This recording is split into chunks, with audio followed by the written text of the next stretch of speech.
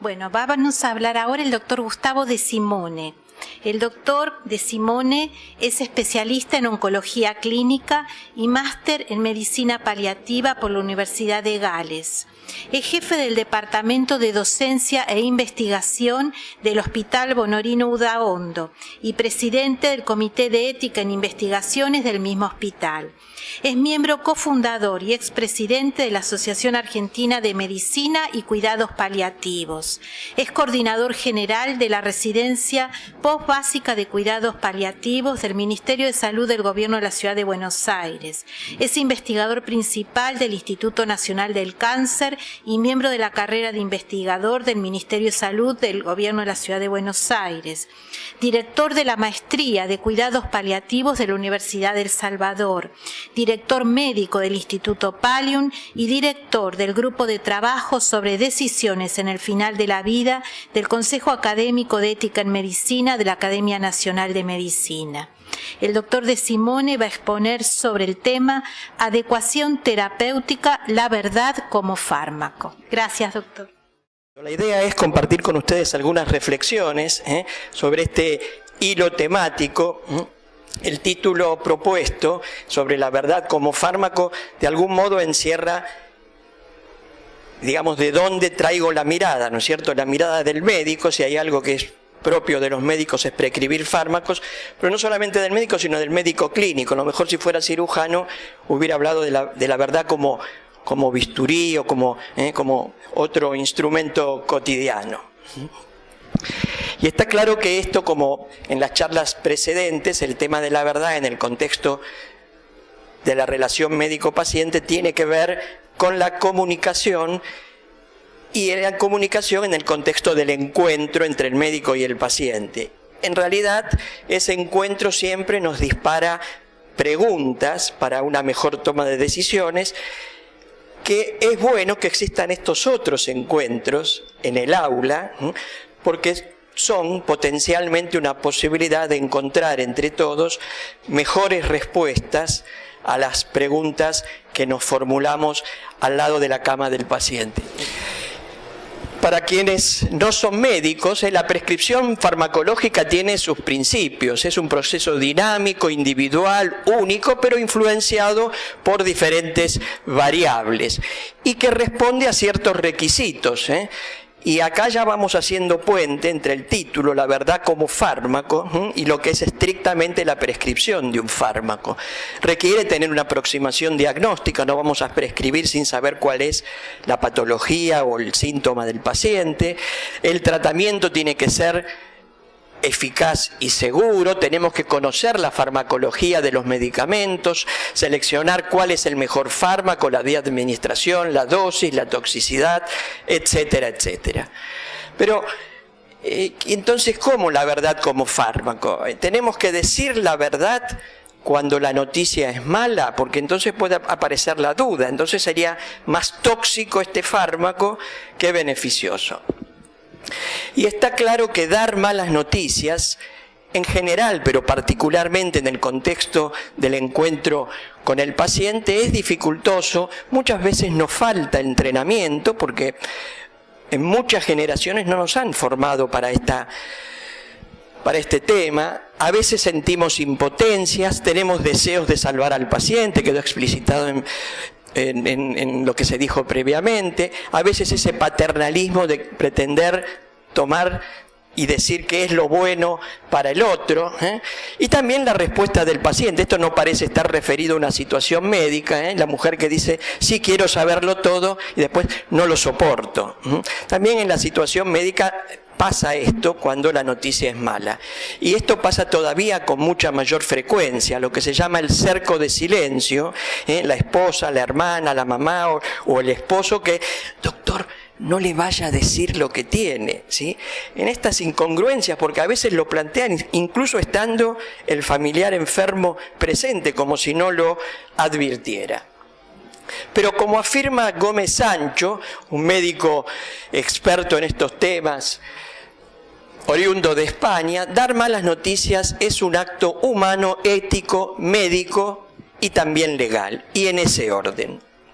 Y desde la perspectiva ética, vale la pena refrescar que desde las distintas teorías de las escuelas de bioética hay aproximación al tema, desde la ética de las virtudes, desde la ética deontológica con énfasis en las reglas, o bien de las teorías consecuencialistas. Una de las virtudes prioritarias es la prudencia, que tanto tiene que ver con compartir la verdad. Dentro de las reglas, la veracidad y la no mendacidad, la confidencialidad y el consentimiento informado. Acá vale la pena aclarar que así como el conocer una regla de tránsito no nos enseña a ser un buen conductor, el conocer las reglas del principio de autonomía no necesariamente nos hacen más virtuosos, porque los conocimientos abstractos no siempre se transforman en hechos buenos. Y desde el énfasis en las consecuencias, el mayor bien posible para la mayor cantidad de personas con el menor daño posible. Pero quiero hacer énfasis en la ética de las virtudes con estos dos conceptos que vienen de la antigua Grecia, el arete, que es la excelencia como un valor esencialmente abstracto, y la phronesis, que es la sabiduría práctica, la sensatez, que evidentemente sigue siendo imprescindible a la luz del tema que estamos debatiendo.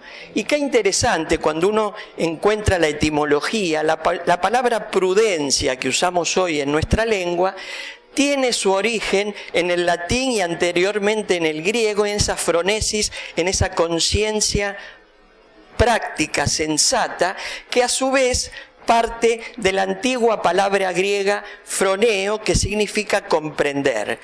De modo que ser prudente, entre otras cosas, es ser, entre otros ingredientes de la prudencia, están la sensatez y la capacidad de comprensión. Ya lo afirmaba Santo Tomás de Aquino, la virtud, una disposición estable para obrar bien.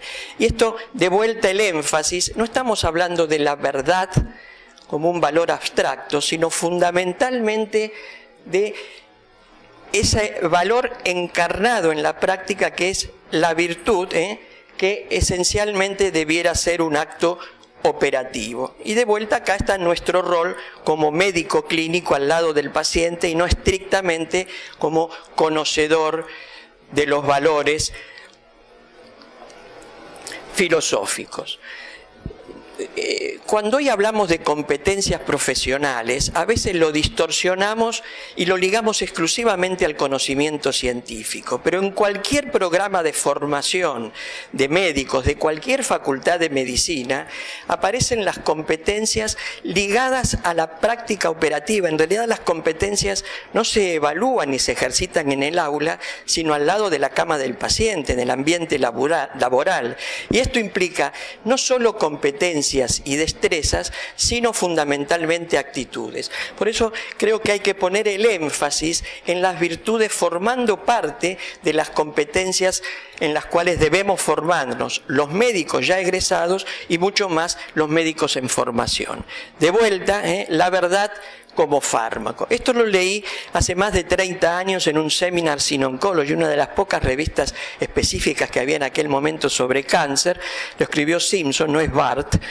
Dice, la verdad es un poderoso agente terapéutico, pero necesitamos desarrollar un adecuado conocimiento de sus propiedades farmacológicas, frecuencia y dosis óptimas. También necesitamos conocer más acerca de sus metabolitos, la esperanza y la negación. Esto para mí como clínico me viene como anillo al dedo.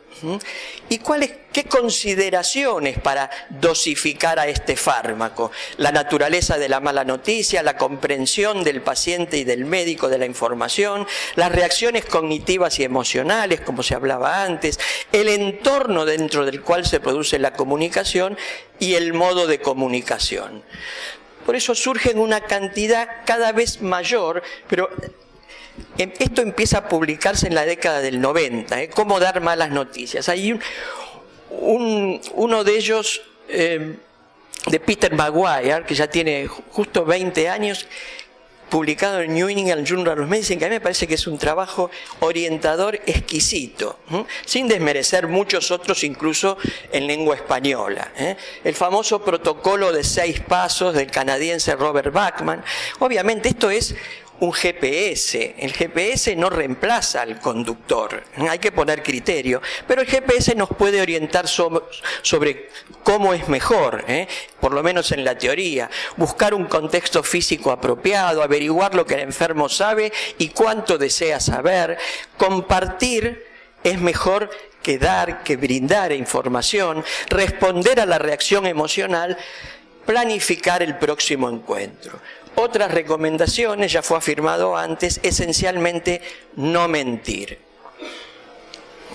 Por eso hay unas celulitas, es un tumorcito, sería como dar una subdosis de fármaco. La verdad que tiene poco criterio la subdosificación. No se preocupe.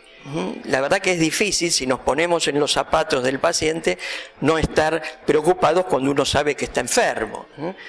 La citología de la neoplasia es positiva para adeno. Usar el nombre científico del fármaco puede ser un acto de distancia más que de acercamiento con el paciente. Lo de su esposo es un cáncer, además afectó el hígado y también los pulmones y los huesos. Esto es una sobredosis de fármaco que indudablemente va a resultar tóxica. Y después decimos, lo que pasa es que la familia es negadora. A Dios gracias, porque no podría tolerar semejante caudal de fármaco tóxico. Tiene para 6 meses. Podemos ser precisos en el diagnóstico, pero la verdad es que todos los estudios demuestran que la capacidad para predecir pronóstico no se fundamenta con bases científicas. Así que esto como mínimo es científicamente errado. Todos nos vamos a morir. Hacer una conceptualización abstracta que termina también siendo un acto discriminatorio para esa persona que realmente no solo piensa sino que vivencia esa sensación de finitud, que es cierta, filosóficamente somos seres mortales, no hay nada para hacer. Esto es quitarle el valor al fármaco de la verdad y del acompañamiento. Recordando que la comunicación es una ciencia y una técnica, Paul Watzlawick, un poco el padre de la teoría de la comunicación, escribía como primer axioma: es imposible no comunicar. Aun cuando no digamos nada a ese paciente, algo le estamos expresando. Como esta mujer que algo quiere decir, evidentemente no con palabras. Hay un video en YouTube que yo recomiendo mucho de Peter Capusotto que se llama El Doctor Vaca, que viene el paciente y le dice a veces hacemos este juego de roles del doctor Vacas sin decir, estamos diciendo cosas que el paciente incluso distorsiona más que si fuéramos más cuidadosos con las palabras. Y nos comunicamos de modo digital y o analógico, el otro axioma. En otras palabras, con lenguaje verbal o no verbal. Esa imagen, ¿se acuerdan del atentado del 11 de septiembre que circuló por todo el mundo de Maitena? Sin palabras expresaba la compasión humana y la solidaridad en ese momento de dolor.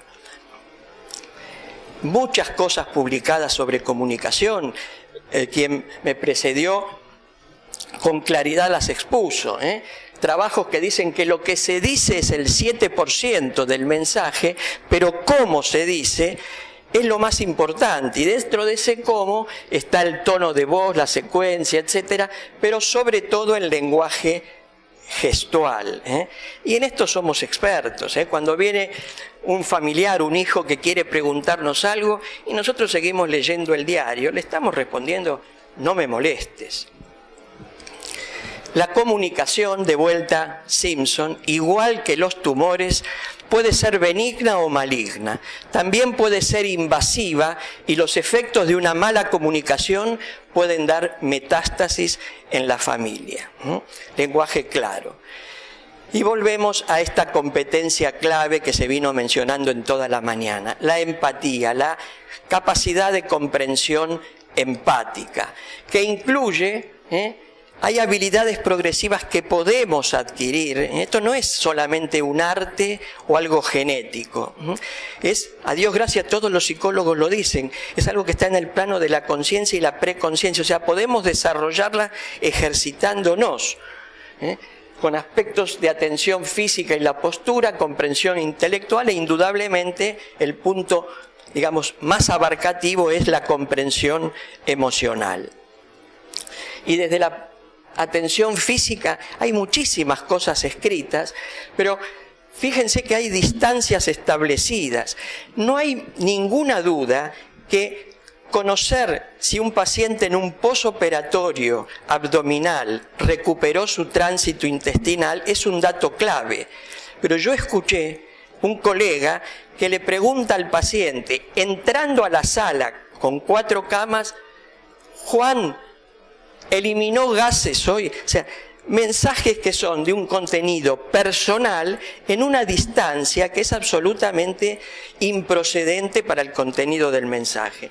O sea, la verdad, que es saber si recuperó el tránsito intestinal, puede ser tóxica cuando el contexto y el modo no es el apropiado. Por eso también hay recomendaciones, buscar una distancia personal, cara a cara, buen contacto visual, relajado y cómodo, que esto es muy difícil, bajo la presión de 15 minutos para atender a este paciente y que siga el próximo. Entremos, porque todo esto es voz de expertos, pero ¿dónde está la evidencia que me permite hablar de la verdad como fármaco? Primero, la opinión de expertos. Ahí lo tienen a Gregorio Marañón. El instrumento más importante de la medicina es la silla, ¿sí? Y esto, bueno, lo dijo Marañón hace tantos años, pero ¿tendrá vigencia hoy? Sentados versus de pie. Eduardo Bruera es un médico rosarino que trabaja desde hace casi 3 décadas, hace 2 décadas en el MD Anderson en Houston y previamente estaba en Edmonton, en Canadá, y presenta este trabajo de investigación donde los pacientes fueron aleatoriamente asignados a ver un video donde primero estaba el médico parado y después otro video el médico sentado, o al revés, un video donde el primero era el médico sentado y después el médico parado.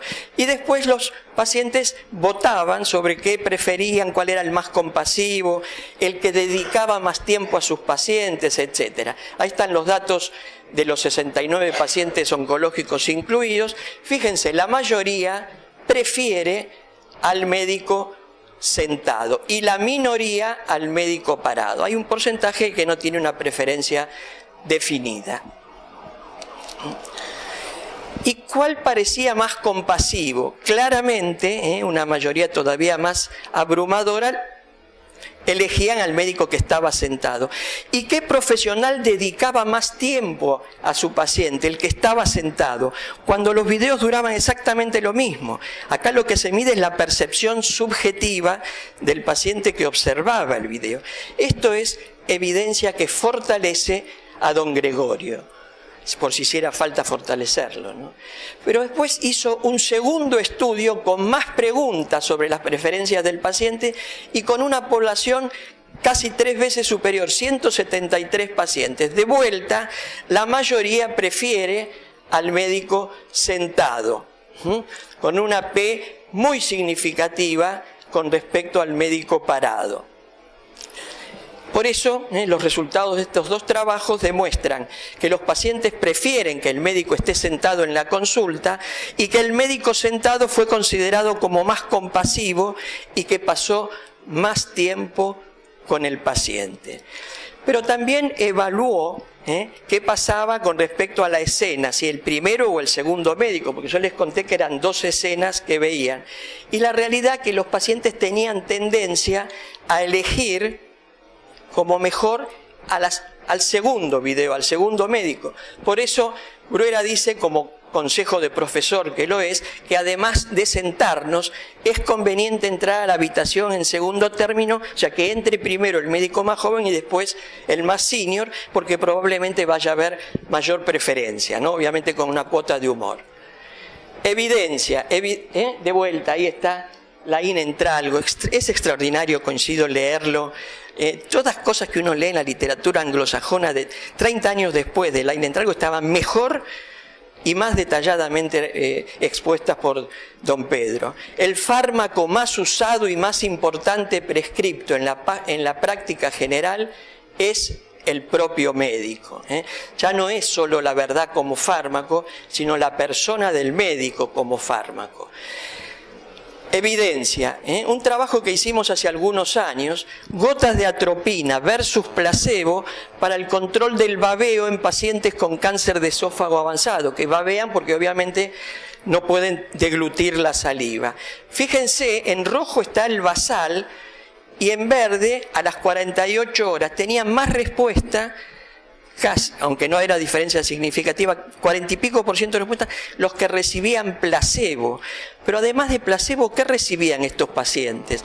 Recibían una visita del médico cada 6 u 8 horas para hacer todos los registros propios del protocolo e interesarse de una manera extraordinaria. Y eso es lo que valoraban y le hacía sentir que mejoraba su babeo. Otro trabajo de Eduardo Bruera, ¿sí? Metilfenidato para controlar la fatiga asociada al cáncer versus placebo. Acá están los datos. Todos los pacientes recibían llamadas del enfermero cada 2 o 3 días. La respuesta muy significativa para el placebo mejoró la fatiga, el sueño nocturno y otros síntomas. Pero es claro, además de esas gotas inertes estaba la llamada del enfermero permanente para obtener los registros y recabar cualquier información.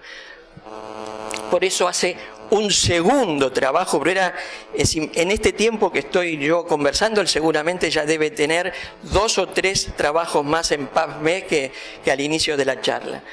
Metilfenidato y o llamado telefónico de la enfermera para la fatiga asociada al cáncer. Vamos a ver qué pasa con esto. El objetivo primario, comparar el metilfenidato con el placebo, y el secundario, comparar la llamada telefónica de la enfermera pero versus la llamada de un asistente no profesional, los datos de los pacientes, las escalas, etc. Resultados, los llamados telefónicos dramáticamente mejoraron la fatiga y otros síntomas. De vuelta, ya ni siquiera del médico, del miembro del equipo de la salud, tan efectivo para controlar algunos síntomas como un fármaco. Hablábamos de la empatía. Fíjense esta evidencia, relación entre la empatía del médico y las complicaciones de la enfermedad. Un trabajo hecho sobre 21.000 pacientes atendidos por 300 médicos de atención primaria en salud en una región de Italia. Todos tenían el mismo protocolo farmacológico de control de la diabetes. Lo que hicieron fue evaluar con un instrumento la capacidad de empatía del médico y valorar en un periodo de tiempo la evolución de los pacientes que asistían. Todos recibían la misma medicación para su diabetes. Resultados, los pacientes cuyos médicos tenían alto score de empatías tuvieron tasa de complicaciones metabólicas agudas significativamente menor. De vuelta, el médico como fármaco, y esto no es solo voz de expertos, sino también evidencia. La empatía en la formación del estudiante. Los trabajos publicados nos alertan. El demonio está en 3er año. El estudiante de medicina ingresa con cualidades empáticas, pero en la medida que se acerca a promediar la carrera y que viene la presión de tantos conocimientos científicos y habilidades técnicas que tiene que desarrollar, su habilidad empática cae progresivamente. Y esto, otros trabajos demuestran que todavía se agrava más en los años de residencia. De modo que, por un lado, mejora el fármaco en sí mismo como tal, pero por otro lado, el médico como fármaco parece que estamos en terreno de declive. pese al incremento en la formación de los profesionales en temas de empatía y comunicación, aún esto no está orgánicamente estructurado. Esto es una revisión de facultades de medicina en Europa, ni que hablar si hablamos de facultades de medicina en Latinoamérica. Sin embargo, revisiones sistemáticas demuestran que el entrenamiento permite superar las deficiencias en comunicación y que además de aspectos técnicos es imprescindible la reflexión sobre las emociones, la experiencia de vida y los valores propios. Y todo esto creo que debiera estar de algún modo incorporado en nuestra formación, tanto de grado como de posgrado. Para ir terminando, un académico español hace poco escribía que él viene observando entre los médicos una obsesión alarmista por destacar de forma exagerada la toxicidad y los riesgos de las sustancias químicas con las que están poco familiarizados. Y entonces yo me pregunto si no será que estamos poco familiarizados con esto de la comunicación, la empatía, la verdad como fármaco, y entonces sobredimensionamos la toxicidad y escatimamos la dosis de verdad y de empatía. Vale la pena repetir lo que escribía Tolstoy hace tantos años. La verdad, como el oro, no se obtiene haciéndola crecer, sino eliminando todo lo que no es oro.